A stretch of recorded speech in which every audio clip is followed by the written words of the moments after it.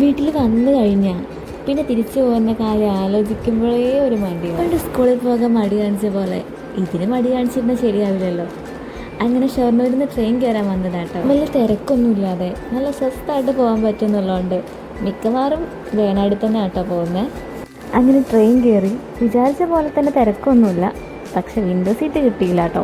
അത് പിന്നെ അങ്ങനെ ആണല്ലോ, സ്ഥിരമായിട്ടുള്ളൊരു അനുഭവം ആയതുകൊണ്ട് എനിക്ക് വലിയ വിഷമമൊന്നും തോന്നിയില്ല. അങ്ങനെ കിട്ടിയ സീറ്റിലങ്ങ് അഡ്ജസ്റ്റ് ചെയ്തു. ഞാൻ കുറച്ച് നേരത്തെ വന്നുകൊണ്ട് കുറച്ച് നേരമാണ് പോസ്റ്റ് ആയിരുന്നു കേട്ടോ. പിന്നെ അങ്ങനെ കുറച്ച് കഴിഞ്ഞപ്പോൾ ട്രെയിൻ എടുത്തു. ഈ ഒരു ടൈമിലുണ്ടല്ലോ സത്യം പറഞ്ഞു കഴിഞ്ഞാൽ ഇറങ്ങി ഓടിയാലോ എന്ന് തോന്നാറുണ്ട് കേട്ടോ. അതെപ്പോഴും അങ്ങനെ തന്നെയാണ്.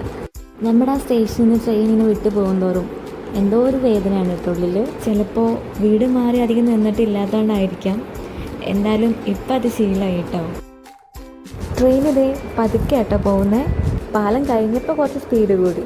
എൻ്റെ തൊട്ടപ്പുറത്ത് വിൻഡോ സീറ്റിലിരിക്കുന്നത് ഒരു ആൻറ്റിയാണ് കേട്ടോ. പാലം കഴിഞ്ഞപ്പോഴേ ആളുറക്കം തുടങ്ങി.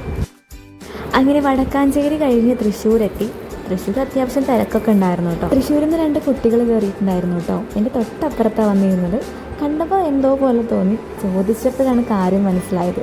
അവർ ആലുവയിൽ നിന്ന് ആലപ്പുഴയ്ക്ക് പോകേണ്ട ആൾക്കാരായിരുന്നു. പക്ഷെ ട്രെയിൻ മാറി കയറി തൃശ്ശൂർ വന്നിറങ്ങി വീണ്ടും തിരിച്ചങ്ങോട്ട് പോവുകയാണ്. അങ്ങനെ കുറച്ച് നേരം സംസാരിക്കാൻ ആളെ കിട്ടി. അങ്ങനെ ഇരിക്കുമ്പോഴാണ് ഒരു ചേട്ടൻ പുറത്തുള്ള കാഴ്ചകളും അതുപോലെ ട്രെയിനിലെ കുഞ്ഞു കുട്ടികളുടെ ഫോട്ടോസൊക്കെ എടുക്കുന്ന കണ്ടത്. ചിലപ്പോൾ ഫോട്ടോഗ്രാഫി ഒരു പാഷനായി കൊണ്ട് നടക്കുന്ന ഒരാളായിരിക്കാം.